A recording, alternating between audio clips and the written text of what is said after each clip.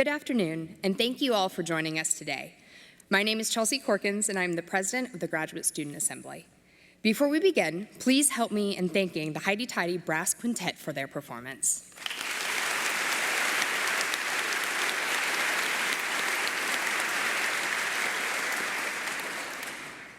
I would also like to acknowledge the Moss Arts Center for the opportunity to use the Anne and Ellen Fife Theater. What a remarkable space.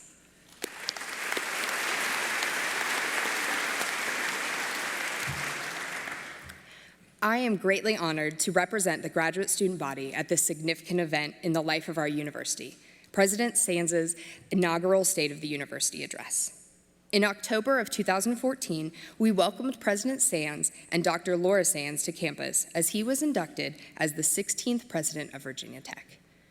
Today, we will have the opportunity to hear President Sands reflect on our progress since his inauguration, outline some of the challenges we face and his plan to address them, and discuss some of the exciting new opportunities ahead and what we need to do to prepare for them. Please join me in welcoming Virginia Tech President Tim Sands.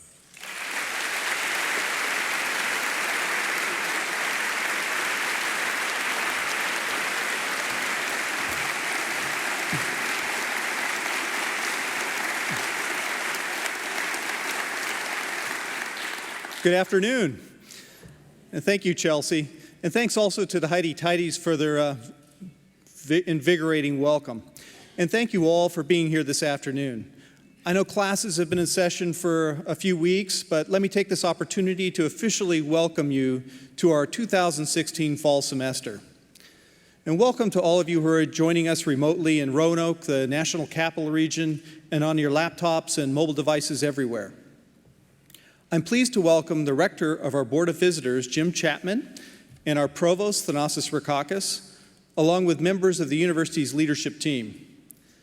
Thank you to the deans, vice presidents, directors, department heads, faculty, staff, students, and others who are here representing our colleges, schools, institutes, and centers, which are and always will be the backbone of this university. This is Family Weekend. Welcome to all the Hokie parents and families who are here, or those who are joining us through the live stream who could not be in Blacksburg today. You spent years preparing your student for this time, and now they're part of the Virginia Tech community, and so are you. The ongoing support our students receive from you is so important to their success. Thank you. And a special welcome to all the new students this semester. Laura and I know how you feel, the excitement and sometimes the anxiety of being new. We remember trying to take it all in when we first came here a little more than 2 years ago. The beauty and character of the campus, the spirit of community that was unlike anything we have experienced. Laura and I have appreciated the way we were welcomed into the Hokie Nation and made to feel that we are part of this community. We wish all of you the same. Like many of you, I remember our decision to come to Virginia Tech and offer to become a university president at a great institution, a chance to lead a university like Virginia Tech at such a moment in time. I could feel I was facing a once-in-a-lifetime window of opportunity to have the opportunity to lead a land-grant institution forward, to meet the challenges of the day, and to prepare students to solve the big problems of tomorrow. That was an opportunity I simply could not pass up. It was an exciting time to arrive in Blacksburg and move into our new home on campus. Laura and I wondered what the academic community would be like. What exactly is a Hokie? I wake up every morning feeling grateful that Laura and I chose to take advantage of that window. And now we are privileged to serve this great institution and work with exceptional people to develop a vision for Virginia Tech's future. And I know what a Hokie is. I am one and proud of it. Over the years, Virginia Tech's future has been invented and reinvented, led by those who had the vision and the courage to take advantage of a fleeting opportunity to take a big step, one that would change the trajectory of the institution to better serve our enduring mission in the context of a new era.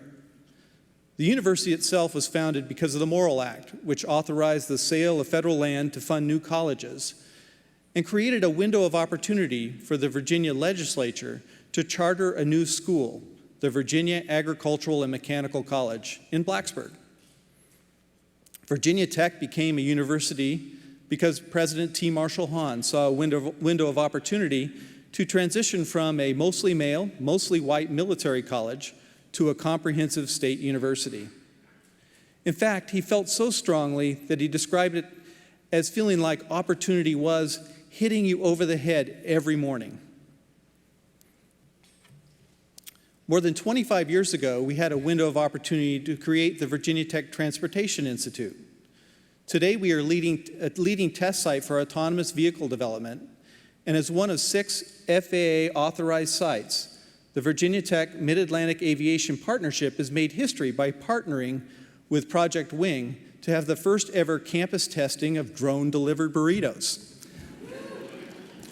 I had mine delivered yesterday. It was good. This is not about satisfying lunchtime cravings without having to roll out of a hammock, but about the future of autonomous flight control and its applications in commerce, public safety, and the arts.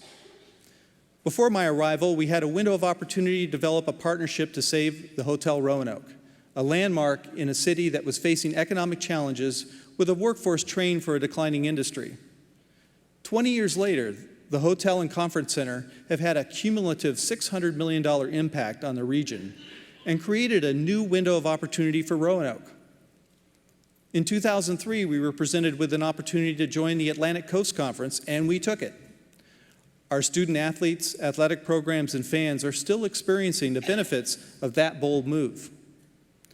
In 2006, the Association of American Medical Colleges announced the need for the creation of new medical schools.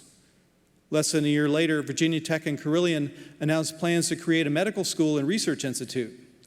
This year, the Virginia Tech Carilion School of Medicine graduated its 3rd class of doctors, and the Research Institute has 25 major research teams with grants totaling more than $12 million per year.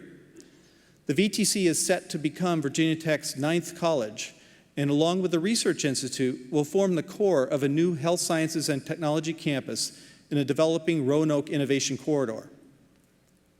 Last year, the Flint Water Team saw a window of opportunity, the chance to save the lives of potentially thousands of people who are being poisoned by water tainted with lead. There are many, many other examples because it is what Virginia Tech does and it is what we stand for. Because it is in the Hokie DNA to be brave and bold and seize opportunities that present themselves, especially when the opportunity involves strengthening our community and making the world a better place for people, whether they live next door, in Michigan, or a half a world away. We look outward to see what great challenges are facing the world, and then we apply our expertise to solving the problem. It is who we are. This spirit of innovation has been on display since we began this important conversation last year with an ambitious visioning project named Envisioning Virginia Tech Beyond Boundaries. Thousands of faculty, students, staff, alumni, and partners have participated in shaping a vision for Virginia Tech a generation into the future. Unlike a strategic plan, the visioning process is not constrained by current rules, regulations, or resources. Before this process started, we thought we would establish a vision, build a plan for a trajectory to get us there, and then start implementing in a well-ordered sequential manner. But that is not the Hokie spirit. Instead, the campus jumped right in, and what has emerged has been what I call contained chaos, with students, staff, faculty, and partners planning and implementing in parallel as soon as the vision came into focus. We are setting the course for a new chapter in Virginia Tech's history. We are seeing our window in time. We have faculty teams working in cross-cutting areas of focus and new financial model with unit budgets reallocated to allow for planned growth in key areas, all just months after elements of the Beyond Boundary Plan have emerged and before I even officially delivered the final report to campus. This is how transformation happens, when smart people see an opportunity and lead others who want to be part of making Virginia Tech the best that it can be now and into the future. In hindsight, I probably should have anticipated this rapid progression to implementation, given the innovative energy on this campus. I appreciate the way so many have engaged with this developing vision and are working to align their efforts with our evolving initiatives. We will release the final Beyond Boundaries report by the end of the semester, and I believe it will help clarify where you have opportunities to invest your limited time and resources. We have an ambitious vision. It's resource intensive and challenging, but in the end, it will be worth it. The cornerstone of our vision is the concept of educating a VT-shaped student and the need to develop a VT-shaped university that can do this consistently. VT-shaped students develop deep expertise in their major fields. They learn how to employ today's and tomorrow's technologies. Real-world experiences develop know-how and inclusive collaborative skills that will evolve and support their success over a lifetime. Their efforts will be infused with a commitment to service, inspiring them to tackle the world's most challenging problems. Elizabeth Spiller, Dean of the College of Liberal Arts and Human Sciences, put this concept into perspective in a recent interview, saying, "We recognize that technology alone is never a solution because creativity and innovation are fundamentally human achievements. In bringing together our collective strengths in art, knowledge-making, and information technology, Virginia Tech students from every discipline will have the tools and perspectives they need to achieve meaningful solutions to complex human problems." For example, how about our engineering students who were trying to develop a passive warming device for babies who were dying from the cold at a hospital in Malawi because the power grid was unstable and the heat would fail on cold nights? They quickly developed a working prototype, but ended up redesigning it twice to make it both aesthetically and culturally acceptable to the families. Combining engineering with human science led to the creation of a device that will save lives. The engineering graduate student who led that project is Ashley Taylor from Fort Chiswell, Virginia. She's going back to Malawi next month to work with a local university to recruit women to engineering. That's what PROSM at work. To create a VT-shaped student, doesn't a university have to be VT-shaped as well? I think so. Part of the Beyond Boundaries vision grew out of the need to create a more dynamic university structure, one that would allow faculty, students, staff, and partners to work on complex projects that would normally be impeded by the traditional university organization around disciplines.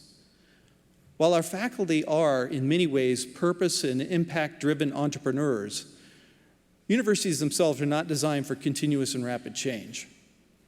Our disciplinary structure is designed expressly to aggregate knowledge and evaluate quality. It is not designed to work across disciplines to take on the complex problems of today.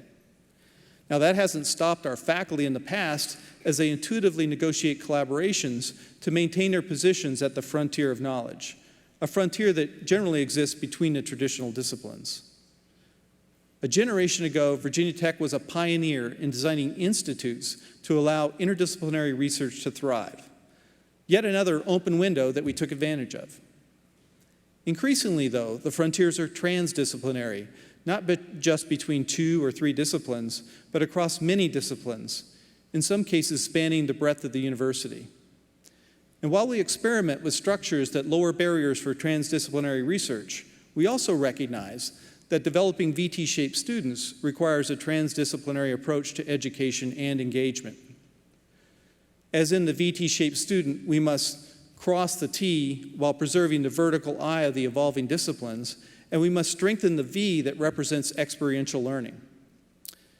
Essential to reinforcing the V is integrating the student experience across the artificial boundary between curricular and co-curricular.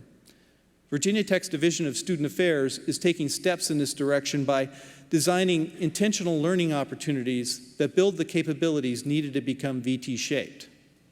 A commitment to curiosity, pursuing self-understanding and integrity, practicing civility, courageous leadership, and embracing PROSM as a way of life.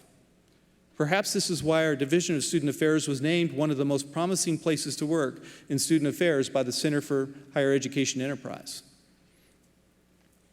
I'd like now to highlight some of our windows of opportunity that are upon us today. Provost Thanasis Rakakis has announced several new areas of focus that have come from the campus design teams and the work we've done with the deans and faculty over the past year. Our colleges are at the core of this effort, making it possible for our students to develop deep subject matter expertise with professors who inspire them to excel. Individuals such as X.J. Meng, a virologist at the Virginia-Maryland College of Veterinary Medicine, who was elected a member of the National Academy of Sciences this year. The disciplinary expertise of our faculty is being connected across the disciplines into destination areas to address complex problems that are rooted in the human condition. We first ask, what is the human condition we aspire to improve? Destination areas require resources, including collaborative space and support for faculty and students. The destination areas will become national and global destinations for talent, students, faculty, staff, and partners. Let me highlight some of those recent announcements. We will move into the second phase of the Virginia Tech Carilion Health Sciences and Technology campus within the Roanoke Innovation Corridor. This project is advancing rapidly, fueled by the General Assembly's bond approval of a university request for $46.7 million in state funding and matched by $21 million from Virginia Tech and Carilion Clinic. The university will join forces with external partners and donors to invest $75 million to build teaching and research capacity to support the intelligent infrastructure for human-centered communities destination area. This initiative is intended to fuel global development and enhance quality of life in a world teeming with challenges and opportunities because of changing trends in energy, transportation, and urbanization. It comprises smart design and construction, smart energy, and autonomous vehicles across land, air, and water. The effort has components that span Virginia Tech. Investments in the National Capital Region, for example, will serve education and research and create partnerships with industry, local governments, and the federal government. Data analytics and decision science research across the university will be advanced by development of a global business and analytics complex. This project will include a $225 million facilities initiative that will create a new home for the Pamplin College of Business, 2 living learning communities focused on globalization, business, and analytics, and a new building where faculty from all colleges will work on collaborative projects for teaching and conducting research focused on data analytics and decision sciences.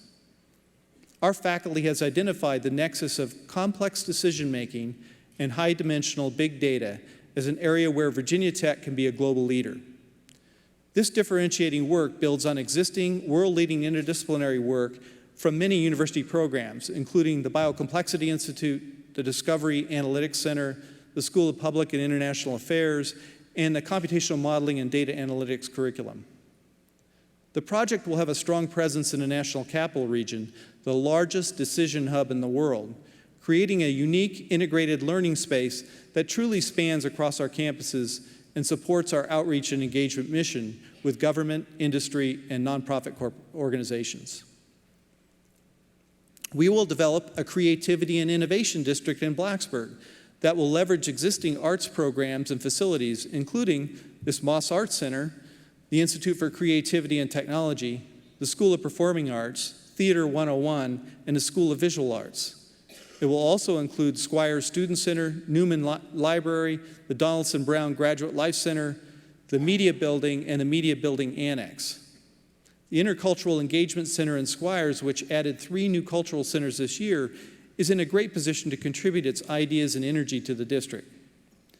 The living spaces will incorporate studios, creative technologies, shared learning spaces, and accommodations for entrepreneurs and artists in residence. We expect powerful innovations to emerge from this multifaceted district that will help the university and Blacksburg become a destination for 21st century creatives. We will take a leadership role in exploring 21st century integrated security, including cybersecurity, physical security, human behavior, and policy. This initiative will require expanding and strengthening our presence in the National Capital Region and create an important research and curriculum connection between the NCR and Blacksburg. As a diverse metropolitan region, the NCR serves as a living laboratory for basic and translational research, unique graduate education, and broadly scoped experiential learning. Strengthening the NCR's role will extend the global reach of the university, will promote a diverse and inclusive student body and faculty, and foster, through the public service focus of the U.S. Capitol, the VT-shaped student experiences. There are other exciting cross-university initiatives under development. For example, more than 100 faculty members from across all of our colleges are working on a systems-level approach to global change and sustainability. It is important to remember that the structure we are building is just a scaffold. It will take our faculty, staff, students, and partners to build this new enterprise. Some destination and strategic growth areas will move faster than others. Some will succeed, others may fail, and that's okay because we will gain actionable knowledge that will support our future decisions. Still others will evolve markedly before they become successful. The destination areas will coexist among the strengths that have emerged from within the disciplines and within interdisciplinary centers and institutes. They will not replace those entities. In fact, it is the disciplinary and interdisciplinary tent poles that are essential to raising the tent to create globally leading destination areas. A destination area will be considered successful when we can prove that we are able to attract and retain top talent nationally and globally, including students, staff, faculty, and partners. When we become the destination for talent in that transdisciplinary opportunity space. This is the window of opportunity that is open for us today, but only for a short time. These are large-scale, broad initiatives. They're going to be resource-intensive, and they will take effort and development of significant internal and external partnerships, but it will be worth it. If we don't take advantage of these opportunities now, someone else will. Other universities are quickly advancing, and we'll find ourselves watching others lead the nation and the world in areas that used to be our signature strengths. I believe we must increase our focus on 4 specific areas that are essential to our success: experiential learning, cross-sector partnerships, inclusion and diversity, and philanthropy. Regarding experiential learning, we need to fully implement the shared vision I articulated in my installation address 2 years ago to provide every student with opportunities for an internship or meaningful undergraduate research. Experiences like that of Emily Lessner, a double major in biological sciences and geosciences, who had the opportunity to discover and name a 212-million-year-old dinosaur. Deans, institutes, directors, department heads, and faculty members, we need your help to build these opportunities into our curricula in a way that doesn't lengthen time to graduation or significantly increase the cost of a degree. Consider another example, Hokies on the Hill. This undergraduate internship program provides students with an opportunity to work on Capitol Hill, to learn firsthand about the U.S. Congress and politics, and gain real-world experience in the nation's capital, all while earning credit for a full-time course load. It keeps students on track to get degrees and propels them forward in the real world. And if you ask me, right now our political system needs more Hokies and a lot more Utprosum.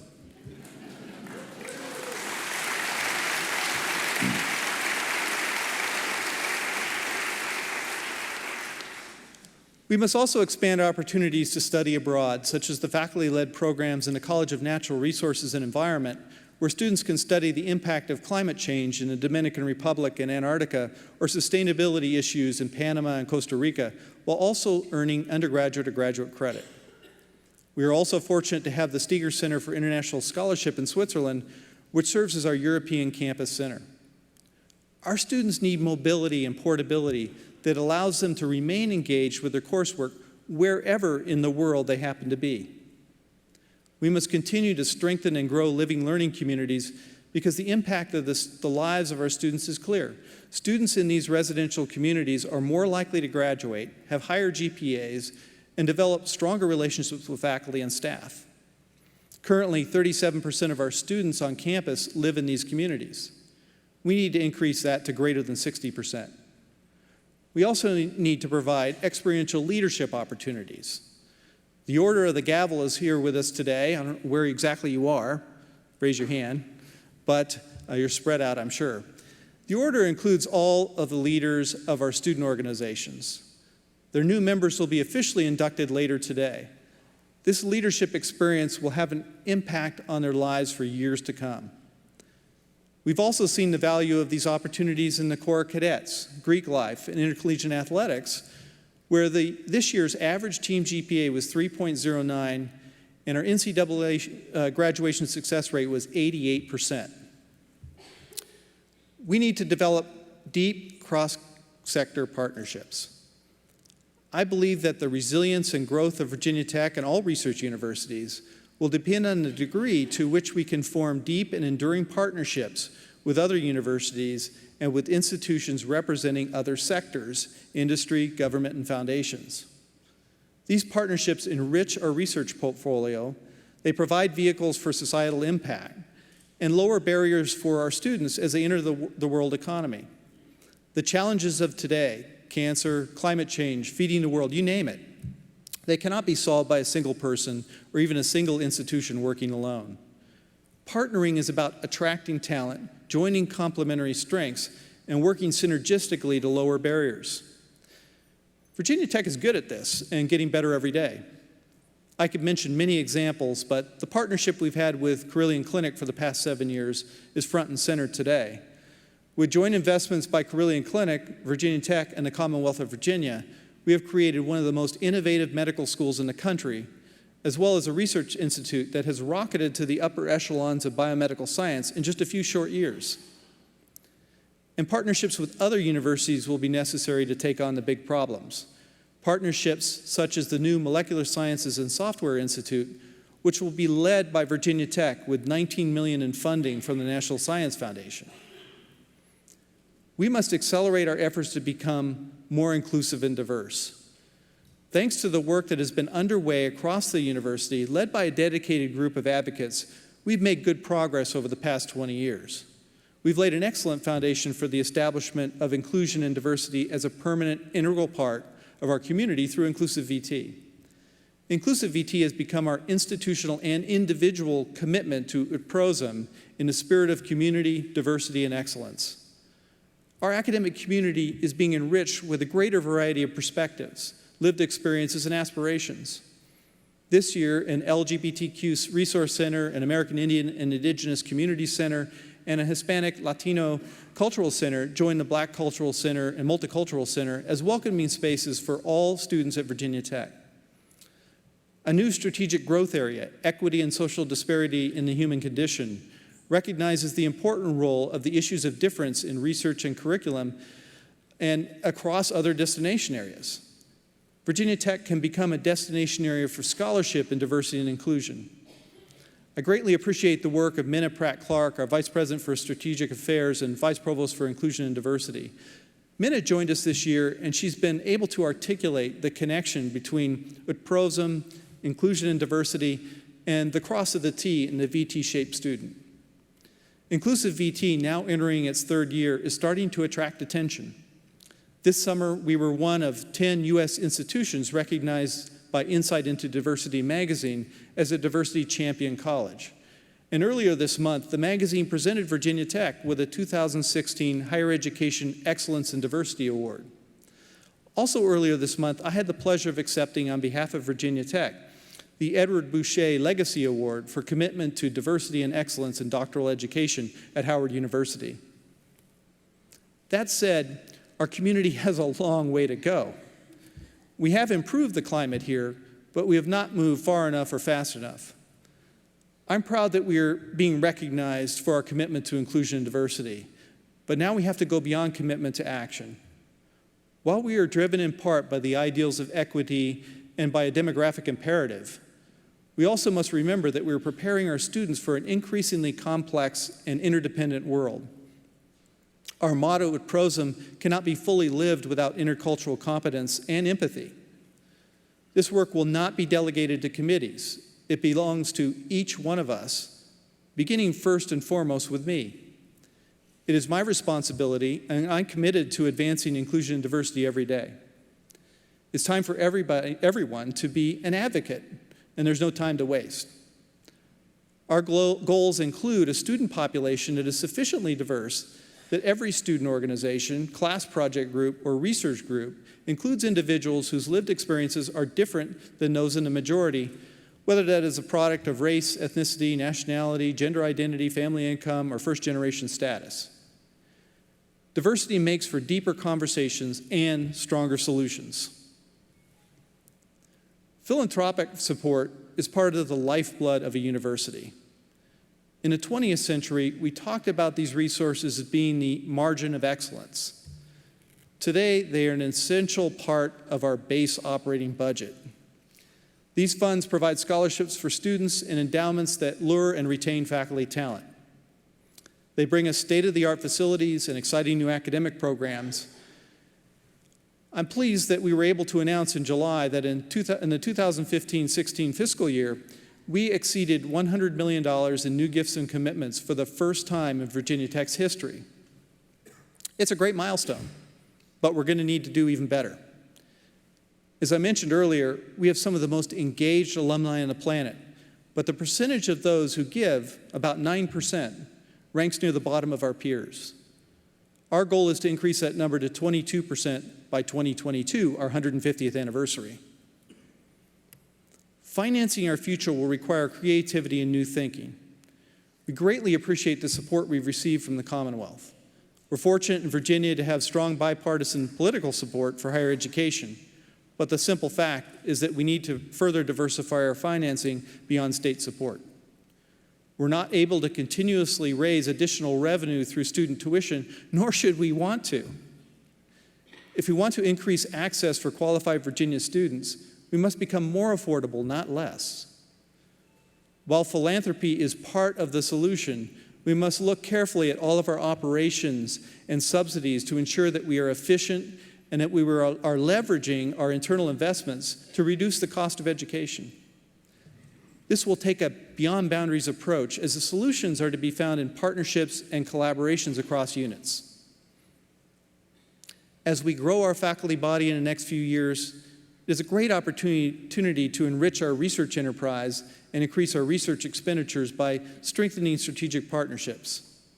Financial sustainability also requires a new budget model, one that makes Virginia Tech more agile and flexible, promoting internal and external funding opportunities and advancing decentralized management. We made our last major change to the way academic division budgets are allocated in the mid-1990s. Since then, the university has undergone substantial growth in financial activity, in complexity, and in dependence on self-generated revenue. Our new model allows resources to more closely follow activity, such as instructional efforts and meeting other enrollment, research, and scholarship and philanthropy goals. It lowers barriers to collaboration and also supports participatory management and decentralized strategic planning. While we initially intended to implement the new budget model in the 2017-2018 fiscal year, Provost Rakakis has decided to extend the implementation timeline by 1 year to allow time to develop the necessary management information systems. This will also give us more time to discuss, test, and adjust our metrics. To briefly recap, we need to focus special attention on experiential learning, deep cross-sector partnerships, inclusion and diversity, and philanthropic support. There are many other things we can and will do to support the university's future direction. Focusing on these 4 areas now will help develop tools and resources we need to move forward. We have a lot of work to do, so you might ask, is it worth the effort? As I look around this room, I see the students here, undergrads and grads, and there are 30,000 more beyond this hall. They are powerful, smart, capable leaders and citizens who will make this world a better place as they live and lead in the spirit of prosum. Ultimately, this is all about you. This year, Bobby Hollingsworth will graduate from the College of Engineering with a triple major in chemical engineering, biochemistry, and chemistry. Bobby is a recipient of the Frederick C. Grant Endowed Scholarship and the University Honors Class of 1954 Fellowship. He has interned with the National Institutes of Health in a biology lab at the National Cancer Institute. Last summer, he spent several weeks working at an HIV clinic in Botswana. After graduation, he plans to pursue a doctorate in chemistry and molecular biology. Bobby lost family members and friends to cancer and HIV, and he wants to find a cure. Our world needs Bobby and thousands more Virginia Tech graduates searching for ways to serve humanity. So is it worth it? Yes, it is. Our window of opportunity for the next generation of Hokies is before us today.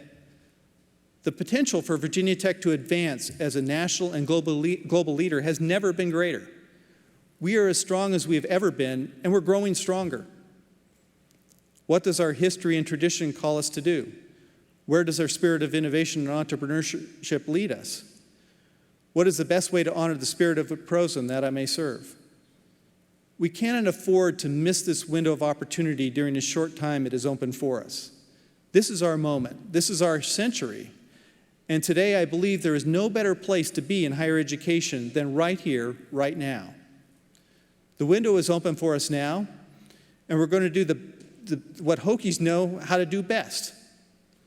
Let's go. All right. Thank you. It's going to be a great and exciting year.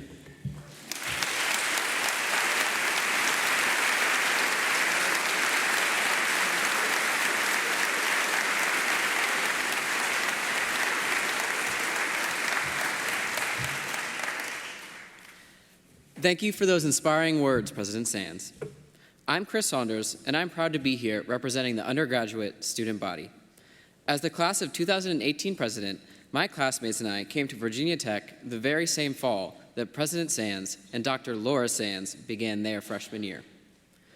I have admired President Sands' leadership since he took office in 2014, and hearing his vision for the future makes me confident that Virginia Tech is headed in the right direction. Virginia Tech has a rich history of traditions: the Corps of Cadets, class rings, and of course, the Hokie bird. There's too many to name. One special tradition for all of us here is our university's alma mater. Today, we are pleased to have Mixed Emotions, a student a cappella group, to lead us in this song. Following their performance, I invite you to join us for refreshments in the lobby of the Moss Arts Center.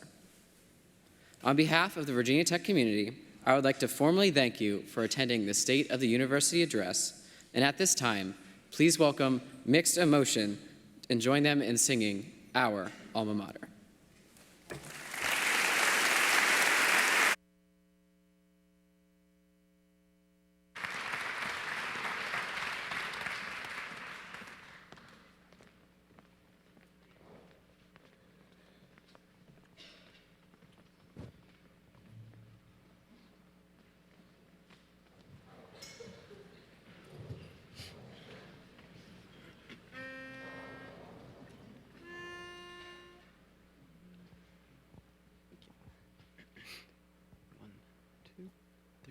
Sing praise to alma mater dear, for VPI will ever cheer.